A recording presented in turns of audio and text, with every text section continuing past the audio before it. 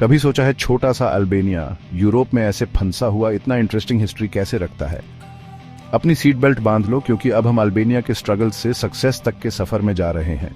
पुराने जमाने में अल्बेनिया में खतरनाक इलिरियंस रहते थे। सोचो, बिना वाईफाई के और फिर भी एपिक। ये योद्धा बैटल्स को सुबह की चाय समझते थे।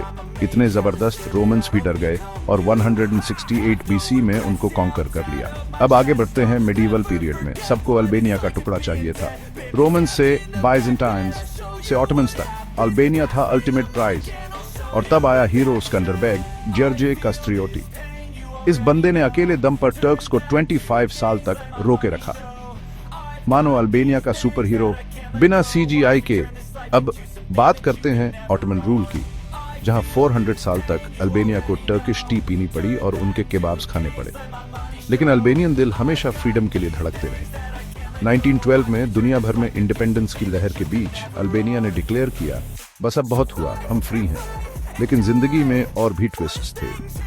वर्ल्ड वॉर 2 के बाद अल्बेनिया कम्युनिज्म में चला गया और तब आया एनवर होक्सा, एक डिक्टेटर जिसने कंट्री को आइसोलेट कर दिया। कोई फोन्स नहीं, कोई इंटरनेट नहीं, बस हर जगह बंकर्स, मानो जेम्स बॉन्ड मूवी में जी रहे हो। इस एरा ने अल्बेनियंस को सेल्फ रिलायंस सिखाया। 1991 में कम्युनिज्म गया और अल्बेनिया धीरे धीरे दुनिया में वापस आया। आज ये एक ब्यूटीफुल टूरिस्ट फ्रेंडली कंट्री है, स्टनिंग बीचेस, रिच कल्चर और बजट फ्रेंडली होटल्स के साथ। तो अल्बेनिया की कहानी हमें क्या सिखाती है? 1. बिना स्ट्रगल के कोई सक्सेस नहीं। इलिरियंस से स्कैंडरबेग तक अल्बेनिया ने कभी हार नहीं मानी। 1.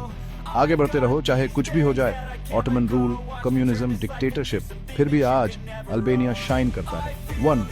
छोटे कंट्रीज भी बड़ा हिस्ट्री बना सकते हैं।